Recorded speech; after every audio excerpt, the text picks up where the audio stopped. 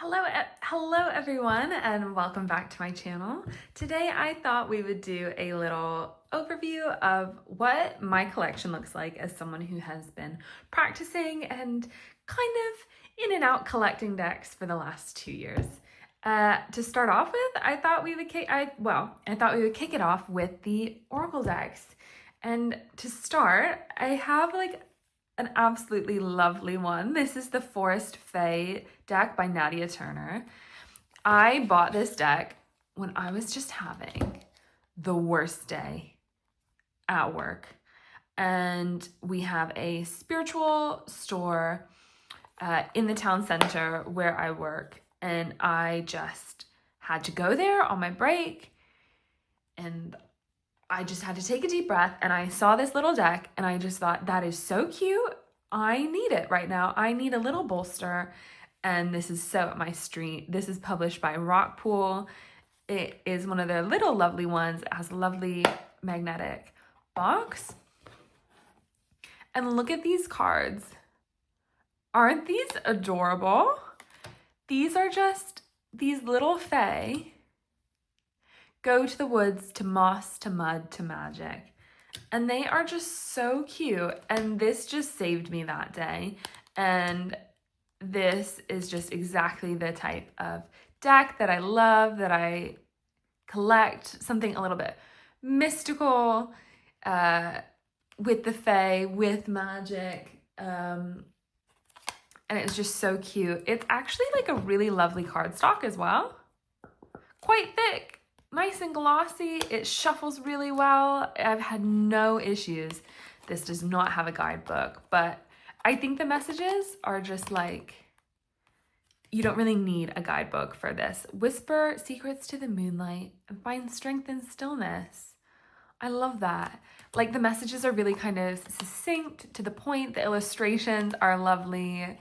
When I picture Fae, like, as much as I love like a sexy fae warrior who's come to save me, this is kind of like also what I love. This is what I prefer. This really reminds me of like The Cruel Prince, really traditional fae and folklore. And yeah, I just love this little deck. It's one of my most used Oracle decks. Look at that lovely illustration. Give to others, treasure life and all its magic. Oh, so nice. It just fits in so well. It sits well on my altar. I think fits in well with the kind of collection and energy I'm trying to create. So that is the Forest Fae. Then we have the Seasons of the Witch Yule Oracle. I know that everyone has these Oracle cards. You have seen these before if you are here on like YouTube and these deck unboxings. Sorry, I'm just gonna bring that up a little more. You have seen this before. This is not new to you. I love this one. This was my first actual Oracle deck, and I bought it during Yule last year. I was taking it with me to therapy. I am Canadian, living in the UK, and the cards are not in the box right now because they're currently on my altar. And Yule and wintertime is such a special time for me. And now that we don't get snow here in the UK, I really connected with this one, and was so happy to have bought it. And yeah, it's been a great experience, but you know, you're familiar, you know. Next, I have this gorgeous Celtic Goddesses, Witches, and Queens Oracle. Now, I bought this Oracle because I am trying to broaden my relationship with spirit. My dad is English, you know, I have English heritage, and there's been a huge kind of folklore revival movement that I feel really connected to. And this deck is really supposed to be on my altar. I brought it out because I don't think, you know, I've not seen any videos about this deck. So it's kind of gonna be here, make an appearance, and then never make an appearance again because, well, the box will, but the cards will never make an appearance again.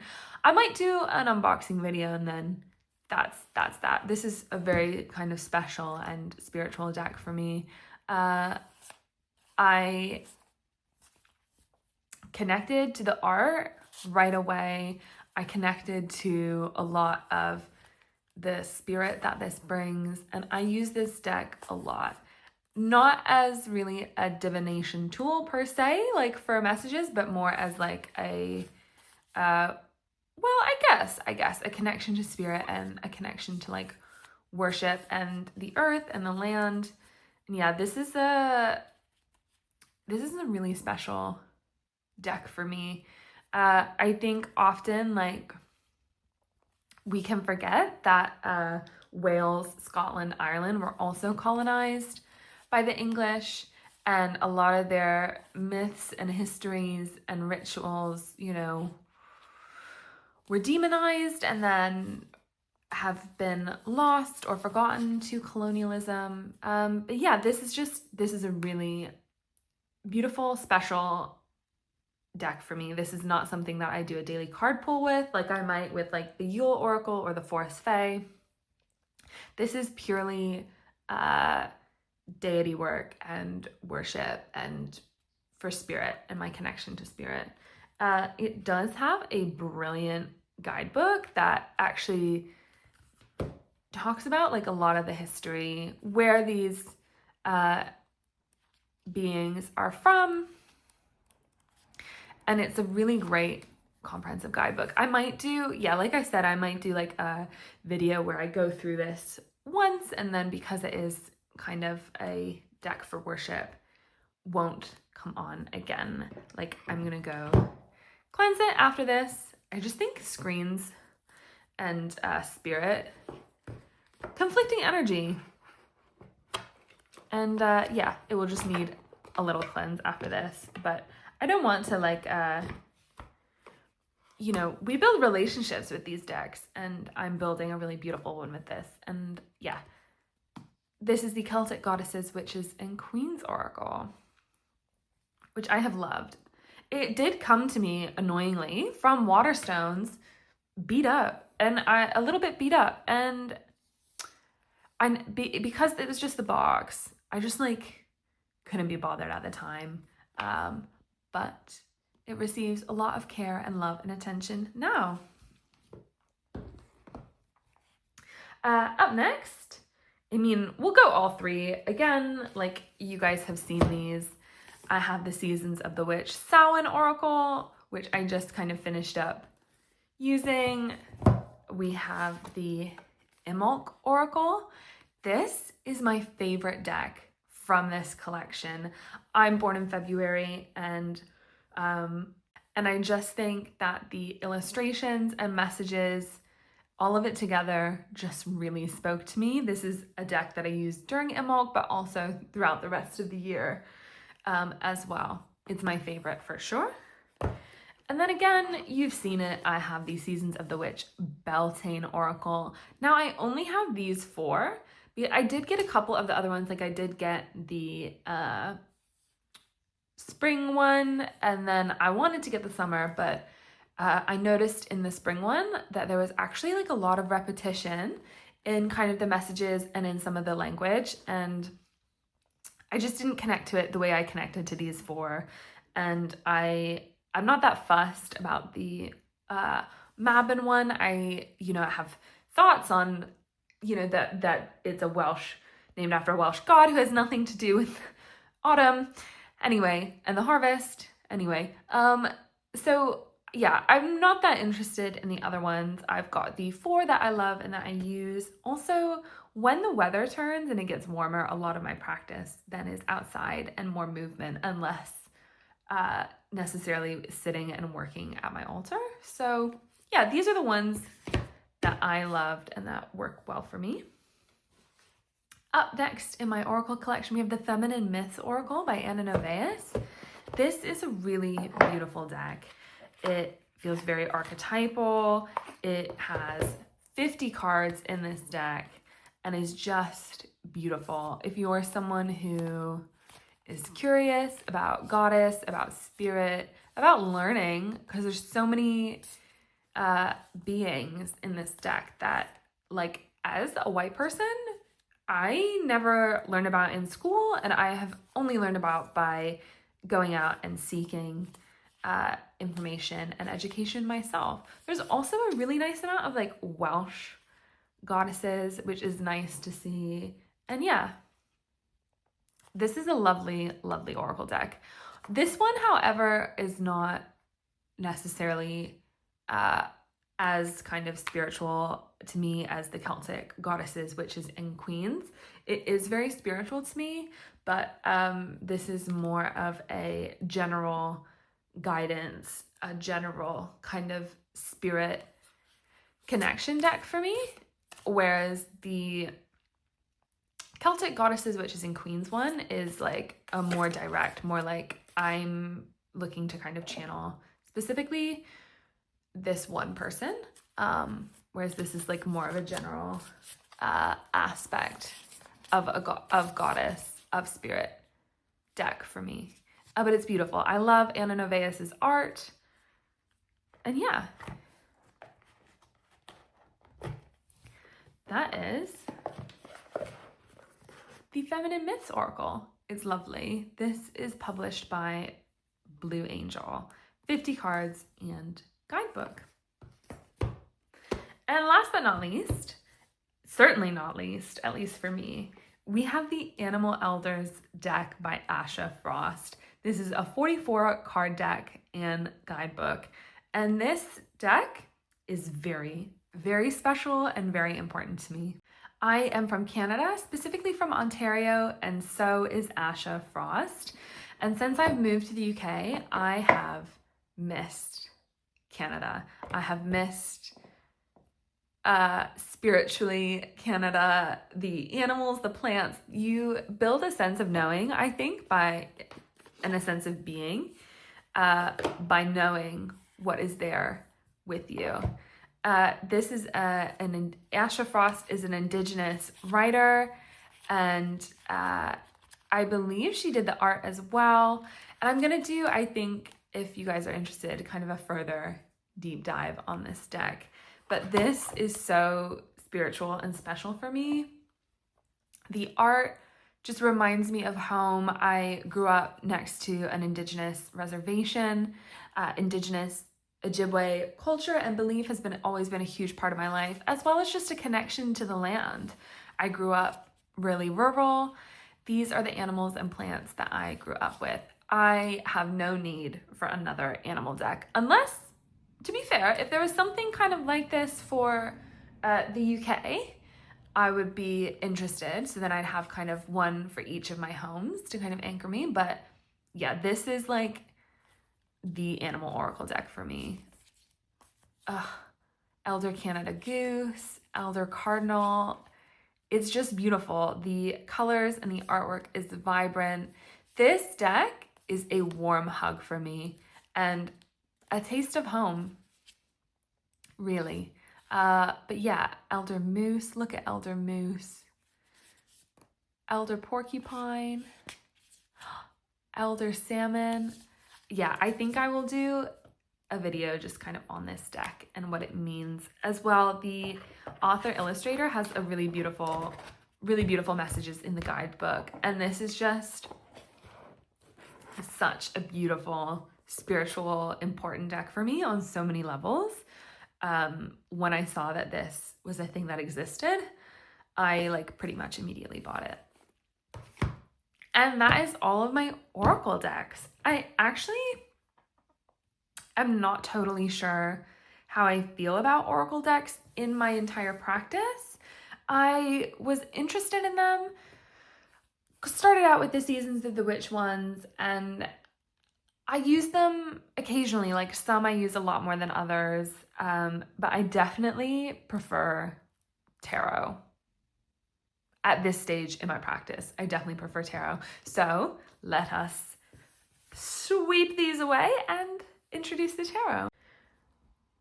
First up in my tarot collection, oh my God, we have Tarn Ellis's Earthwoman Tarot.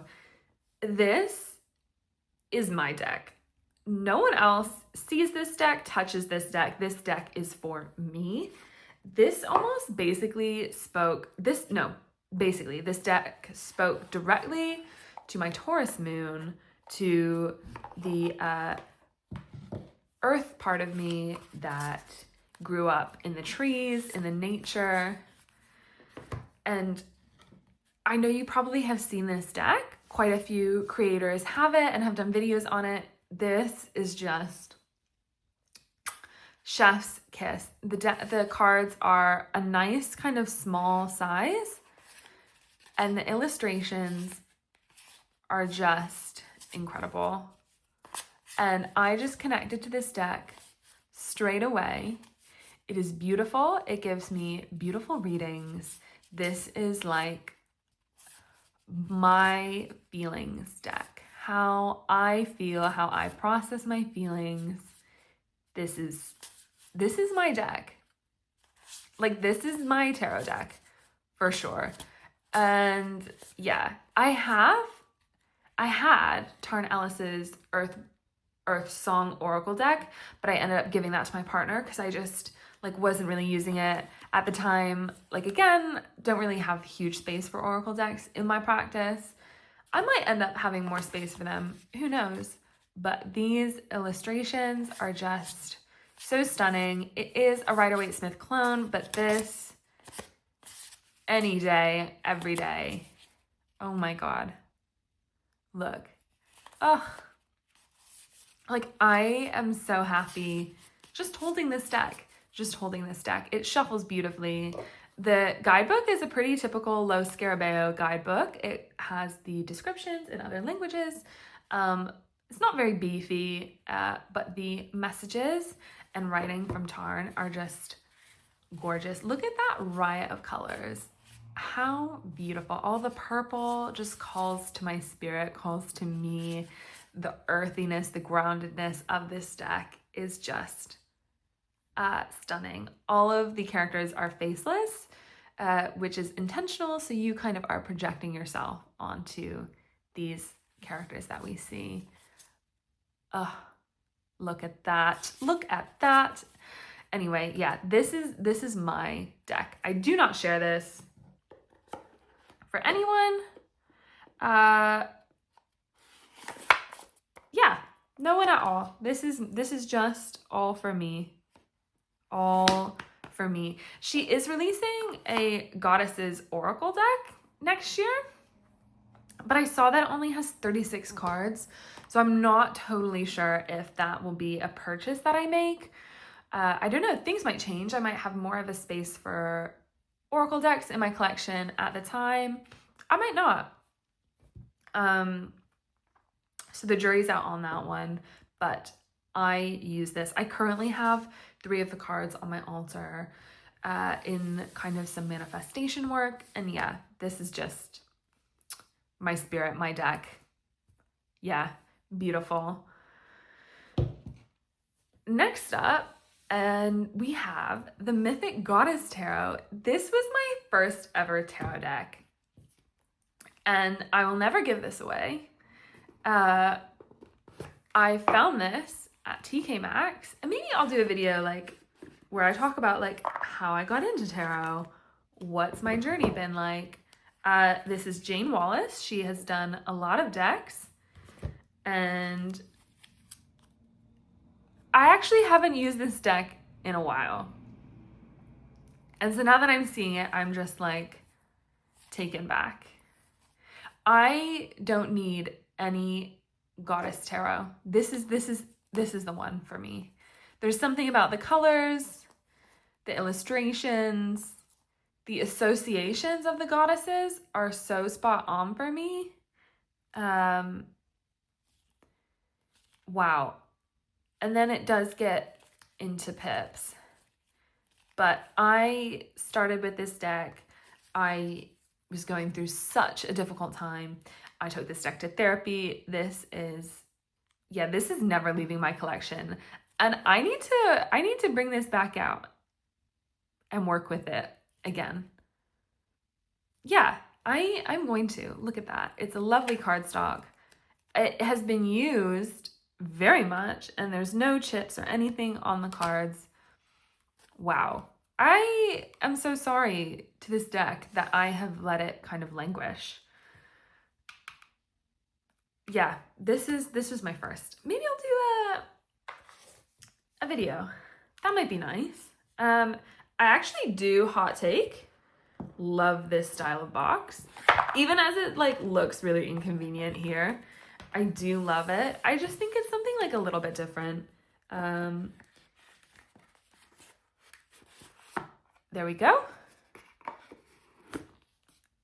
That's the Mythic Goddess Tarot. Such a special tarot to me. I'm gonna get it out. That is not gonna go far. Not far at all. Up next, we have the Mindscapes Tarot. This was actually one of the tarots that I pretty much knew that I was gonna get as soon as I saw the illustrations. These are so beautiful. The thing is, and I spoke about this in my video, it has chipped after really minimal, kind of gentle use of overhand shuffling. Oh, straight away, look at that 10 of Tides. But this is a beautiful, intentional deck. John A. Rice did a fantastic job. His guidebook is beautiful, full of meditations. Look at that Ace of Tides. This Lovers. It is just beautiful. It is not Rider-Waite-Smithy at all. And I wasn't sure how much I would use it. I just this was one that I was like, I just need to collect. I need to collect. However our relationship forms, I just need it. And I wasn't sure how easy it was going to be to read. But then I got it. And then it has just been so intuitive, so much more intuitive than I ever thought it could be. Look at that Fool. Isn't that beautiful? Yeah, this is just like a stunning deck. I use this deck. I'm doing a bit of like a deck study, kind of slowly pulling a card, getting to understand it. And yeah, this is a deck of mindfulness and of care and of beauty. God, I love this deck. Wow. You know, sometimes like when you're working with other decks and you like low-key forget about the old decks that you have or the decks you haven't used in a hot minute, and then when you remember, you're like, oh, wow, I have such good taste. That's kind of what I'm experiencing right now. Yeah, love it. Up next, we have the Tarot of the Woodland Wardens. This is an interesting one. I love Jessica Rue's work. This has a beautiful chunky guidebook, which we know that I love. I love a chunky guidebook. And it comes beautifully presented. You know, we've got the big guidebook. We've got the deck, but the damage is still there from the unboxing video that I did. And the cardstock has chipped from my use. Very minimal, very gentle use. Here's a great example. I don't know if you can see that. Stuff like that really frustrates me and really like hinders my use of the deck. In my unboxing video, I did talk about how I feel like this deck is a confused deck in between whimsy and, I don't know, maybe more Rider-Waite-Smith. Like it's not fully clear on what it wants to be and what it wants to do. And I would have preferred for it to just fully lean into the whimsy. Like, oh, look at that. I don't mind the anthropomorphization, you know, that word. I actually like it sometimes. But what I don't like is, why are these donkeys dressed as Roman, you know, maybe Roman, maybe Greek? Why are they dressed like that? Like that just throws off the vibe of the Woodland Warden vibe, and I didn't love. I just thought some of the animal choices were weird. You know, there's no kingfisher, there's no heron. There's just some like, I think just some like maybe bizarre creative.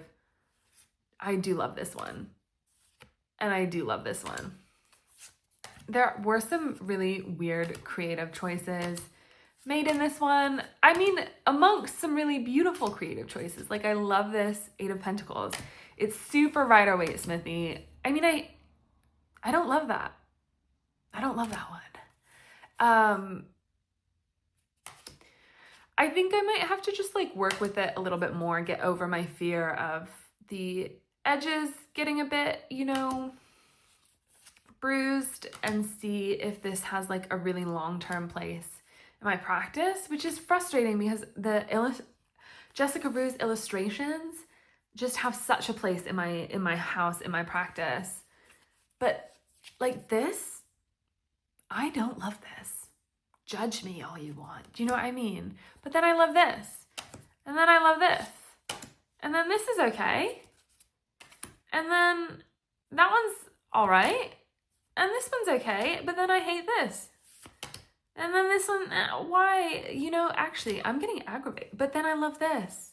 This is a beautiful Empress. And then this, yeah. Anyway, I did an unboxing video where I kind of spoke about what I thought. This is like a deck of halves for me.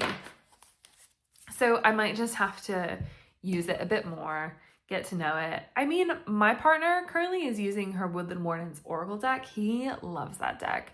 So this might end up getting passed on to him. Who knows? Depends. It's a shame because I really wanted an animal tarot, and I really wanted Jessica Rue's art to work. I wanted this to work for me so much, and it's like halfway there. And I don't know if like halfway there is like enough for me. Oh God, you can even just see it. Oh, it's so frustrating. It makes me so frustrated. So I don't love that. You know, I don't know if that's also partly because I keep putting it back in the box and I don't have a like a bag for it. But again, like this deck is new. I have barely used it. I don't love seeing, it feels like a lack of care. Maybe not necessarily from Jessica Rue's part. Obviously, like she can't control what cardstock publishers use, but it feels like a lack of care from the publisher. And I don't like that. When you're asking me to spend, you know, 20, 30 pounds, I think this is maybe close to 30 pounds, or maybe it was 20. Like, that's my hard-earned money, you know? I'm on minimum wage out here. Like, anyway, I completely digress from this. What is up next? Up next, we have the Ethereal Visions Tarot Luna Edition. Now, I don't actually have the cards down here with me because these cards are my spirit cards. This deck is the deck that I use to kind of talk and connect with spirit. Now, I had gotten this deck for Christmas last year because I had seen walkthroughs. I love the art. The Luna Edition specifically, the purple just really called to me. And I just really wanted it. So my partner got it for me for Christmas. I opened it, I was using it, and I was like, oh, this is maybe not what I was expecting. This is maybe not what I loved. I was really thrown off. I put it, but I wanted to keep it. So I, you know, arranged it back in order, put it away, and I was like, let me see you another day. Maybe, you know, now is not the time, and I don't want to force this. And then I was just having this like conversation with one of my close friends who's practices Norse paganism, and she has a big relationship with Freya. And we were talking about divination, and she was talking about how they speak to her through the runes, and I was like, oh my God. I was using the Feminine Myths Oracle, and Freya came up, and I was like, oh my God, what if, you know, my connection and relationship with spirit, what if they, of course, communicate through a tarot? Why did I not think of that before? And then this deck just clicked. And that is the purpose of this deck. I will never get rid of this deck. This deck gives me beautiful readings, and I have such a incredible relationship with this deck. Oh, sorry, that is my cat. I don't know why she's crying. But yeah, this is a really special deck for me, and it never leaves my altar. This deck is not for other people, just for me. Up next, we have Your First Tarot by Victoria Maxwell. Now, I didn't get this as my first tarot. I actually got this not that long ago, a couple months ago, because I deal with a lot of brain fog. I have a chronic illness. I deal with endometriosis and just anemia and like all the stuff that comes from that. You know, I have PCOS. I have the holy trinity. I have the endometriosis, the adenomyosis, and the PCOS. And I had an operation and got diagnosed. And anyway, I digress. I deal with like a lot of stuff from that sometimes makes approaching my decks and my practice feel very intimidating, and like I don't have the energy to really into it and figure things out. So I got this with the intention that on those days I would use this. This is straight up just Rider-Waite-Smith, but in a really pretty pastel color. And it just has our card, and then it has keywords, and it has that for all of them. And yeah, that was the intention behind this deck. It kind of like, I don't know, stands out from all of the other decks that I have. But that's okay. The intention is not for this deck to work with my other decks. The intention is for this deck to be a bit isolated. I also didn't have like a normal Rider-Waite-Smith, and I feel like most people do. And I kind of wanted to, like, a lot of the books reference Rider-Waite-Smith. So I also wanted a Rider-Waite-Smith, true, but I don't like the original coloring.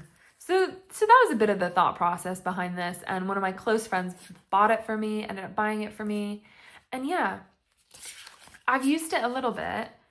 I do, to be honest, like when I'm tired, I get in this really bad habit of avoiding my practice, of not working my altar.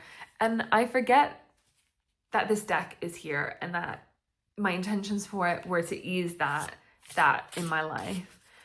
So I definitely, like, in the new year, want to have this out and use it more for, you know, what I intended it to be used for. It is actually very attuned for me. This is very, like, this means something to me. So yeah, I do want to use it more. This was published by Rockpool. It's got a nice, not too thick, not too thin cardstock, not too glossy, a nice, you know, standard guidebook, and actually, you know, some good information in there. And I really like the box. I love these magnetic sides.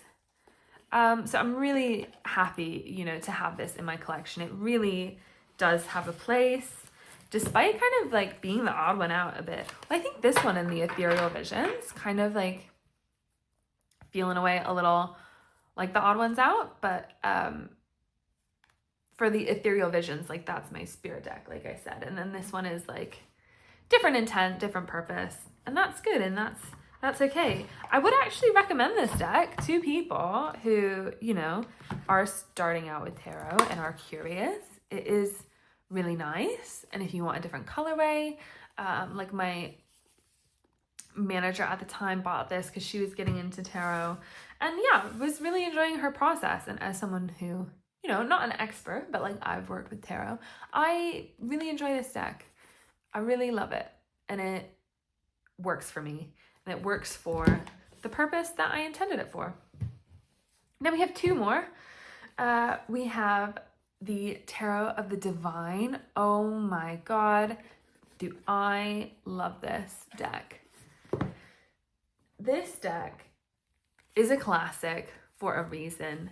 This deck, I just have such a relationship to it. It is so attuned to me. I am so attuned to it. I speak a lot in the language of myth and metaphor. And so to have a deck that is all myth and all metaphor just works for me. This just clicked. I mean, it is a classic for a reason. The cardstock quality is great. I use this deck so much, and there's no, you know, worn edges. It is so diverse. The colors are vibrant and spellbinding, and it gives me such wonderful, accurate readings. It is a great size. Like, I shuffle this, oh my God, no problem. Like, they just kind of flow, as you can see. if you are thinking of getting this, don't let the fact that loads of people have it deter you from this, because I think that this is a great deck. I think that this deck is popular for a reason, and if you are someone who, like me, loves the myth, loves the metaphor, like, don't miss this one. Just because, you know, it might not be new, but it is just so well done and so intentional. I follow the author and illustrator on TikTok, and she was going through her bookshelf one day and showing all of the books that she read to learn about the cultures and the myths for this deck and for her Oracle deck, which is coming out, I think, next year, which I will definitely be purchasing. And so this deck, yeah, has been created with loads of care and loads of thought. And the quality is great. The cardstock quality is great. The only thing I will say is that, like, the guidebook is quite thin for this, and there's like a separate companion book that delves more into the myths that you can buy separate. But yeah, it's just beautiful. I mean, even the box is like beautiful. It retails for like 25 Canadian, and I think it was maybe 20 or 30 pounds. I think, yeah, 2020, which is wild that this came out in 2020. I think it's still relevant, still great. And yeah, I added this to my collection this year, and we just connected, and I just love this one. An oldie, but a goodie. Like, she knocked it out of the park. And then last but not least, we have the Nova Witch Tarot. This is by Anna Novaeus, and this is a beautiful deck. This was published by Blue Angel. It's got a lovely guidebook and lovely, lovely illustrations. I spoke about this one in another video, but I bought this because I love her illustrations.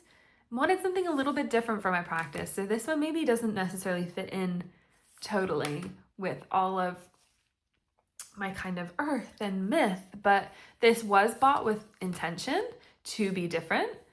And I am slowly, I think, going to start to kind of build up a collection of things like this that are a little bit different, that push me just enough. Like myth, earth, that's kind of my comfort zone. And while I need that sometimes, I need both. I need the shadow and the light. And this one is just kind of here for my shadow. It's still comforting, but it is like, yeah, I just love her interplay of light and dark. Anna Novaeus, the illustrator. I have been thinking of potentially bringing it on board. She's got she had 2 tarots come out this year, and I have ordered one, the Soul Seeker Tarot, because it just looks exactly what I'm looking for. But then she's got another one, I think Tarot of the Secrets or something. I'm not sure, but I've been thinking about getting it. Maybe I'll ask for it for my birthday or something. But yeah, I love this one. I love all of my decks. Well, like 99.9% of my decks. Yeah. So that's it. That's my collection, you know. This has been slowly built over 2 years. And, you know, for the longest time when I had my Mythic Goddess Tarot, like, I only had this tarot for probably the first 8 months of my practice.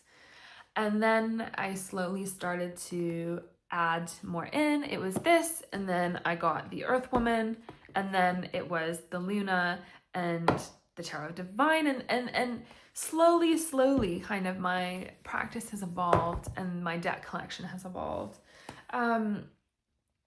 You know, don't worry if you don't have a big collection. Having a big collection does not make you better or worse at tarot. I think it is important to collect with intention and with purpose. And sometimes it works out, sometimes it doesn't work out. And I found, for me, you know, I gave it some time for, you know, a couple of the Season of the Witch decks, and then I moved them on, and that's okay. I think when we keep our collection intentional, I don't know, at least for me, the messages that come through are clearer, more tuned. But yeah, that is my humble deck collection. Thank you so much for tuning in. Let me know if there's any that you are like interested in. I know a lot of the decks that I have are really popular and have been seen online, and I mean, part of that is like I don't buy a deck without really seeing all the cards first. I did buy this one just on the back and that the author was from around where I'm from. But yeah, I generally don't buy a deck. Oh yeah, and this one because of my trauma day. But I generally don't buy a deck without seeing all of the cards first. And I know a lot of mine, there's a lot of videos on them online.